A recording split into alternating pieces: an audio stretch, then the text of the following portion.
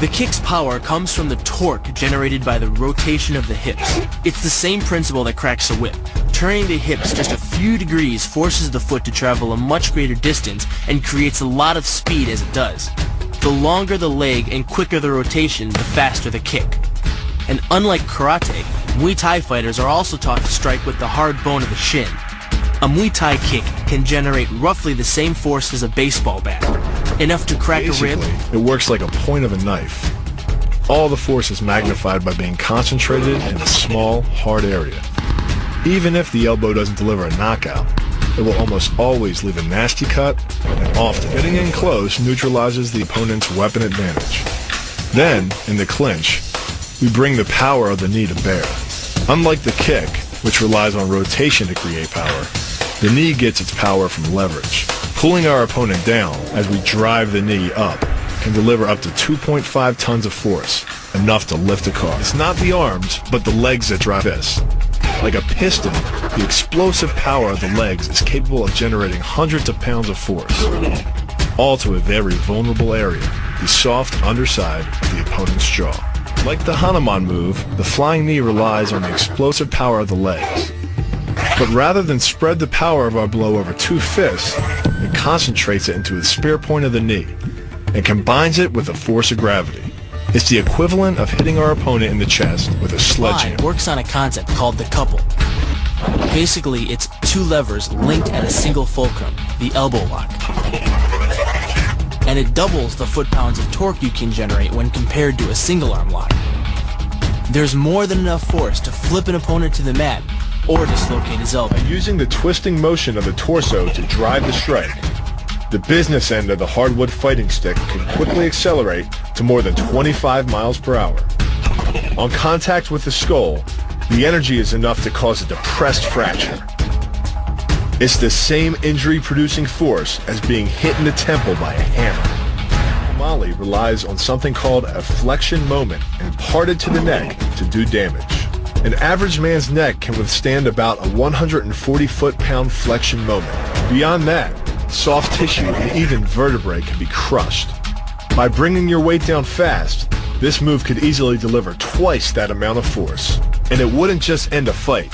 It could leave your opponent paralyzed or dead. Close, the opponent's neck is exposed. But because of the close range, the hand doesn't generate a huge amount of force. It's enough to stun, but probably not enough to cause severe injury. But replace the hand with a weapon, a stick or a knife, as you would in combat, and this could become a kill shot. The kick's power comes from the snap of the knee. The snap is created when the quadricep, the largest muscle in the body, contracts and pulls the tendon connecting to the foot over the knee. Using the knee as a pulley, the strength of the quad is enough to accelerate your foot to speeds close to 30 miles per hour. Because the area of impact is focused on a small part of the foot, it magnifies the force of the blow, making it capable of dropping 1,000 pounds of force on your head. It's like getting whacked in the head with a Louisville slugger. It works by taking the opponent's blow at an angle, which deflects the energy of the blow away from the vulnerable torso. The harder you block, the further his blow will be deflected, and the more open he'll be to a counter strike. Rotating your fist 180 degrees right before it strikes the intended target. The twisting snap of the arm maximizes the speed of the punch and magnifies the force of the blow by concentrating the impact on the first two knuckles of your hand. Done correctly, it can deliver as much energy as a bowling ball dropped from the top of a house, more than enough to cause soft tissue damage or break a rib. Because it swings through such a wide arc, the wrist is moving at speeds of up to 43 miles per hour. And since the radius doesn't deflect or compress nearly as much as a fist, it can deliver a staggering blow, like being hit with an axe handle. This roundhouse kick is designed for maximum impact. With the powerful muscles of the thigh yanking the tendon over the knee, the foot accelerates from 0 to 21 miles per hour in just 1/3 of a second. Combine that with the reinforced shoe, and this kick can drive the nose bone back up into the brain. It's aimed at the largest gland in the human body, the liver. A direct hit won't just bring an opponent down. It can rupture the gland, causing severe internal bleeding. But the liver is well protected by the rib cage, so the kick must be accurate to within half an inch. In this move, the forward propulsion of the hips, combined with the piston motion of the lower leg, can send well over 700 pounds of force directly through the rigid bone of the heel. This impact won't just knock an opponent down. The force is enough to permanently damage his kneecap, leading with the near arm. The first jab travels the shortest distance to the opponent, so what it lacks in force, it makes up for in speed. The second punch, utilizing both the twist of the shoulders and the forward momentum of the kick, can carry over 4 times as much impact. And just a few hundred pounds of force to the temple is enough to cause a knockout. This move uses the same principle as a throw in judo, off-balancing your opponent and then using his momentum to send him down. But it's much more aggressive. The sweep here is actually a strike to one of the most sensitive areas of the body, the Achilles tendon. The Achilles tendon. The throw works just like a crowbar, where your leg is the lever and your hip is the fulcrum. The trick is positioning your body in just the right place. If you're just an inch off the placement of your thigh and hip, the amount of energy needed to throw an opponent can more than double. But performed correctly, Uchimata requires almost no energy, yet it can deliver up to 5,000 pounds of force. If it weren't for the mat, a throw like Uchimata would be enough to cause serious injury or even paralysis. You use the strength of your legs to maintain your dominant position while you secure the choke. Just a few pounds of pressure on the collar of his gi is enough to reduce the blood flow to the brain to a trickle and end the match. Hold this move for 10 seconds and the fighter will black out. Hold it just a bit longer and he's dead. By bending the elbow across the fulcrum of your hips, you're subjecting the weak joint to the leverage of 2 strong forces. The pull of your thighs on his shoulder and your hands on his wrists. As little as 1,000 pounds of force can be enough to destroy the elbow. The leverage of the armbar can supply much more than that.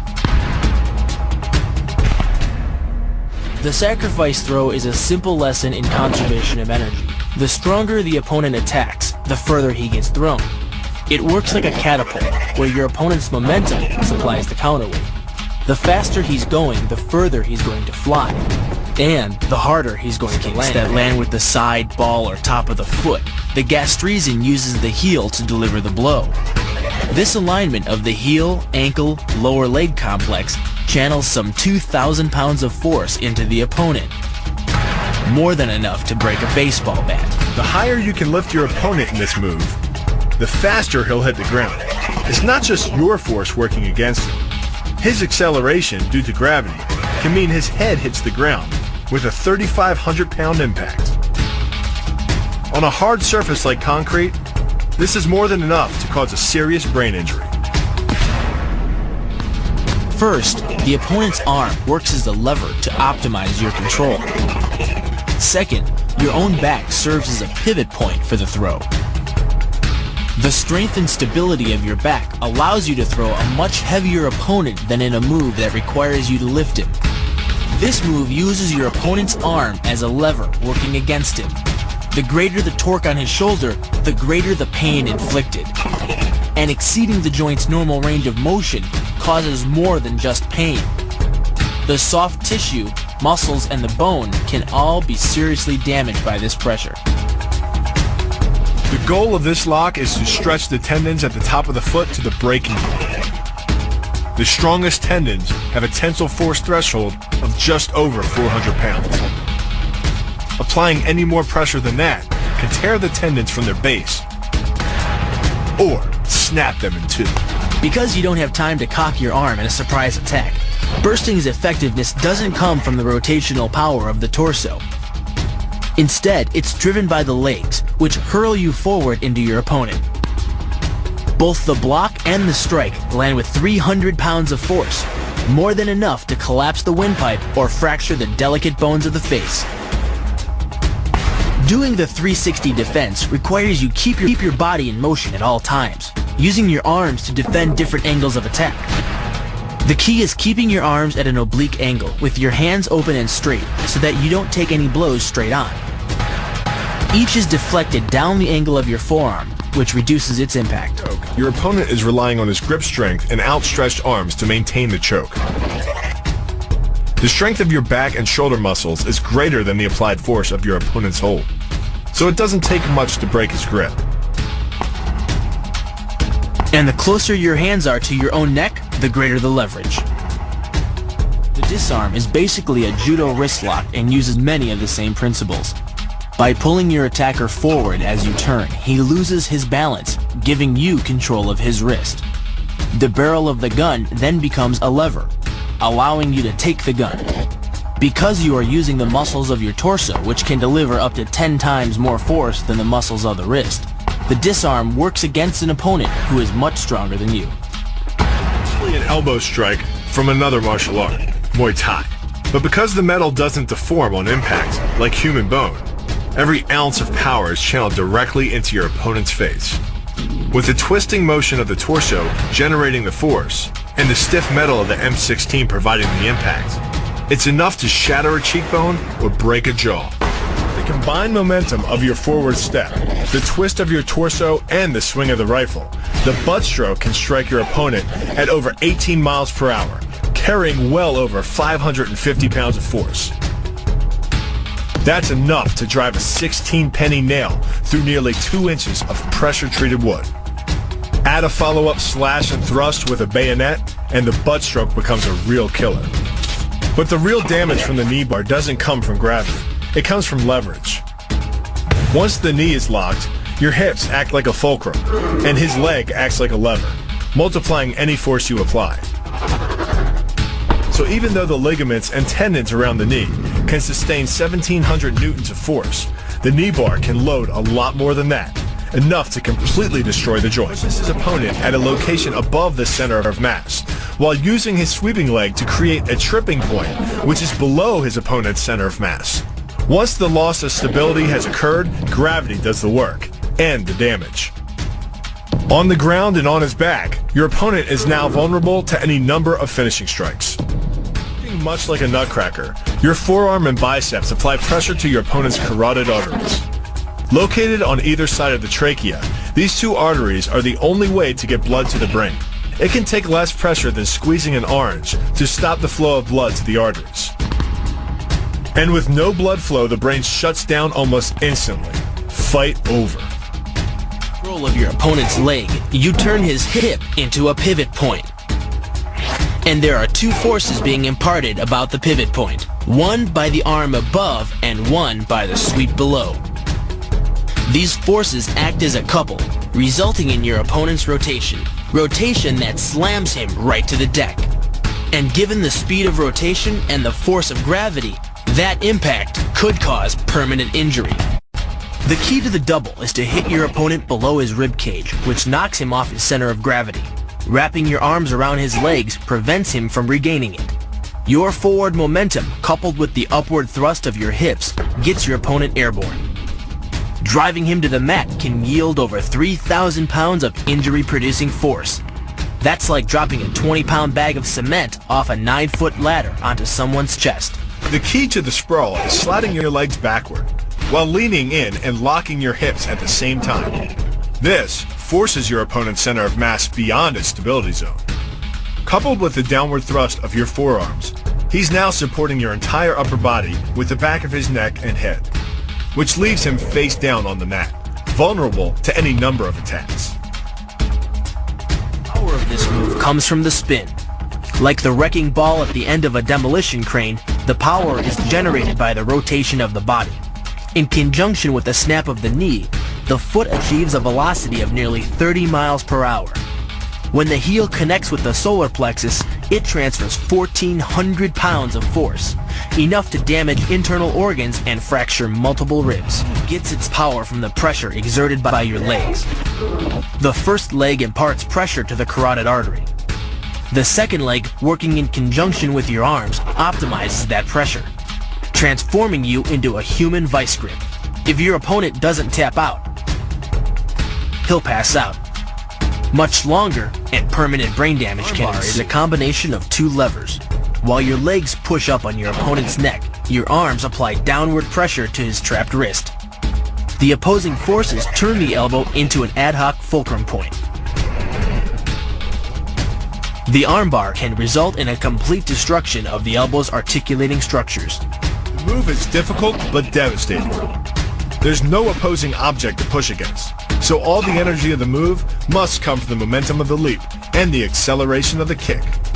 The snapping motion of the lower leg functions much like a coiled spring. When unleashed, the kick reaches impact speeds of 20 miles per hour and delivers up to 400 pounds of force to the opponent's chest. The key to this synergy of speed and power is punch technique, punch location, and punch frequency. With your elbows tucked in behind your fist, the energy of each punch is maximized. And because the punch is delivered to your opponent's core along a center line, the more directly that force is transmitted to his body. The effect is similar to that of continually slamming a battering ram against a door. No matter how strong, it can only sustain so many blows before it collapses. This kick is all about speed. The further the foot travels, the greater its acceleration, and the more dangerous a weapon it becomes. Powered by the muscles of the hip flexor and the quadriceps, by the time your foot reaches your opponent's throat, it's traveling nearly 40 miles per hour. That type of speed yields over 1,000 pounds of force, enough to puncture the Adam's apple and crush your windpipe. The power of the takedown is derived from the simple mechanical advantage you hold over your opponent. By wrapping up his striking leg at the upper thigh, you've placed your opponent in what's called conditional stability. If he remains stationary, he could technically maintain his balance indefinitely. But by driving him backward and initiating a sweep of his other leg, you've added two destabilizing factors, and the loose center of gravity simply cannot hold. By grabbing the wrist, you provide hundreds of pounds of additional leverage. This reduces your opponent's ground weight by half and allows you to more easily knock your opponent off balance. The rotation of the hips then amplifies the power of the leg sweep. Coupled with the wrist grip, you are in complete control of your opponent's body. Leaning back slightly and driving the knee up utilizes the full power of the thigh, and the foot accelerates up to 16 miles an hour in just 1/4 of a second. That's twice the acceleration speed of a Porsche. Coupled with the rotation of the hips, the kick can impart 450 pounds of force upon impact with the ribs. When executed perfectly, it's a motion similar to cracking a 2x4 with a sledgehammer. The calf crush works because of the ankle lock. Working in conjunction with your leg, it serves as a sort of high-torque pinch point, imparting hundreds of pounds of force on the tibia and fibula.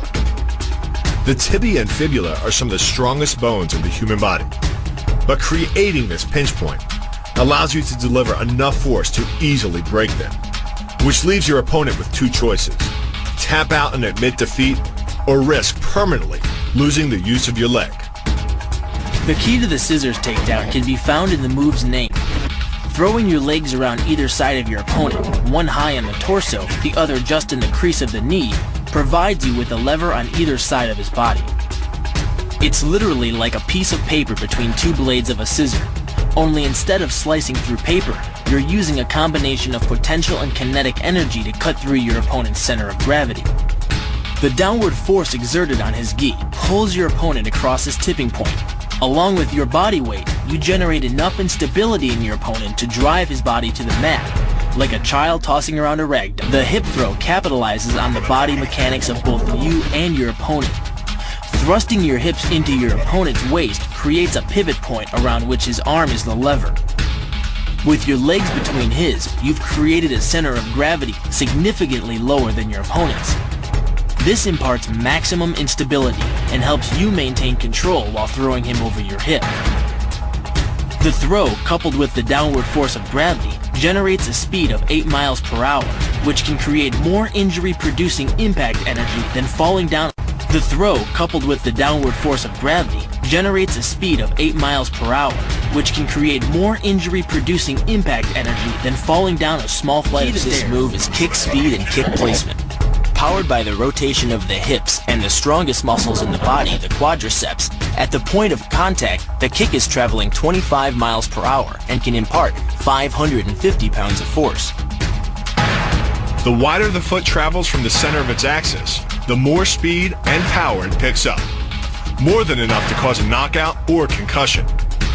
Delivered to the neck, it can fracture the cervical vertebrae. The rotation of the torso is the basis for the strike's power. Because the torso has an effective mass far greater than the arms, its rotation can impart up to 400% more force to your target. And the last-minute rotation of the wrist can magnify that force even more. These alternating points of leverage are the basis for the move. Locking the hands high behind the shoulder blades puts you in control of your opponent's center of mass, which in turn negatively affects his conditional stability.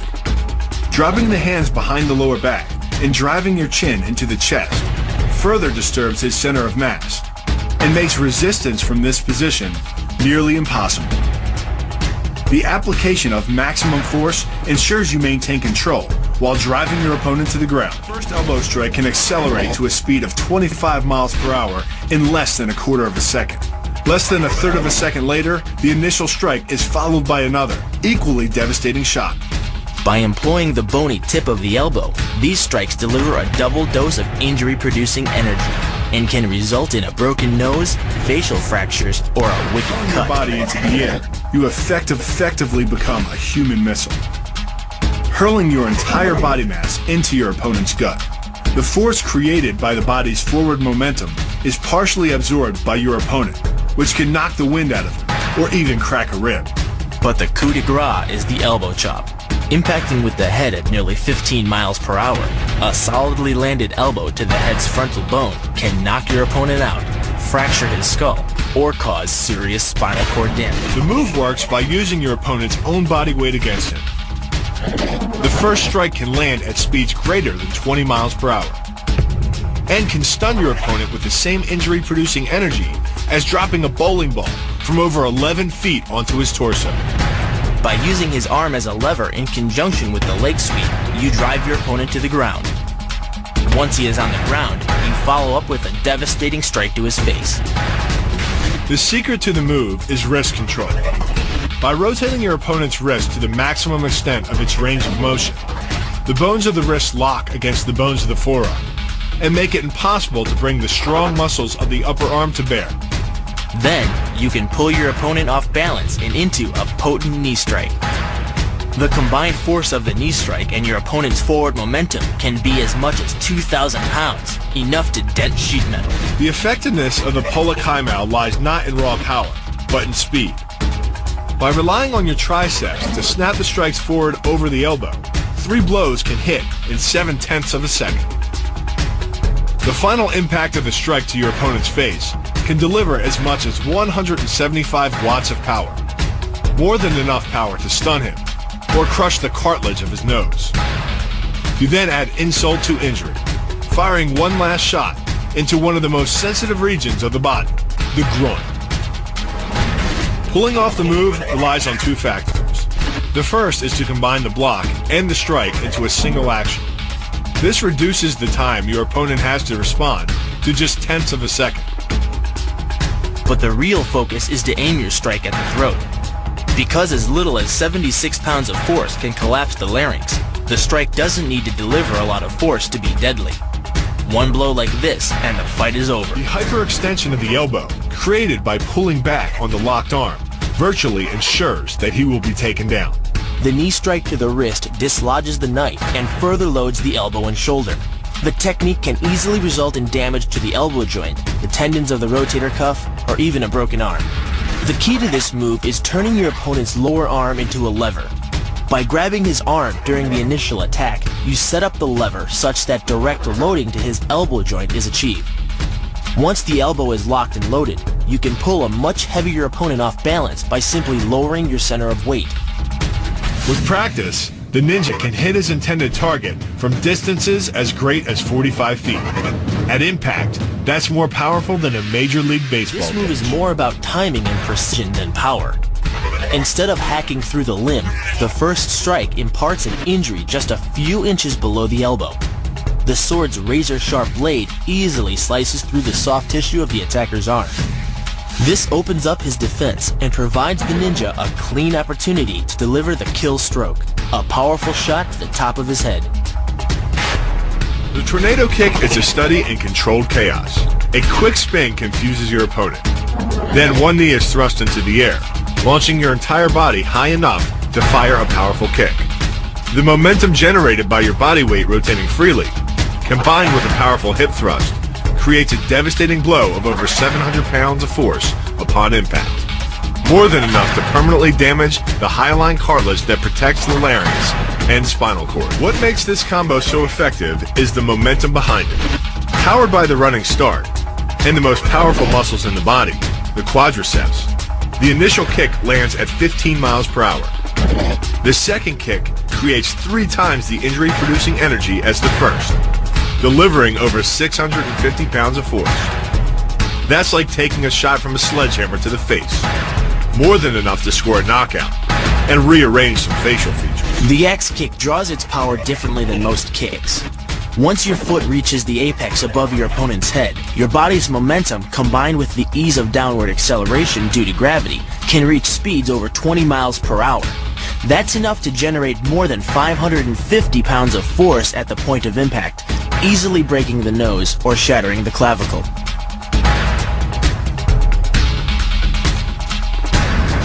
The power of this move comes from the spin. The rotation of the torso, combined with the foot at the extremity of that rotation, generates speeds of over 20 miles per hour. By the time the heel connects with the solar plexus, it is traveling 60 miles per hour and transfers over 450 pounds of force, enough to break ribs and even damage internal organs.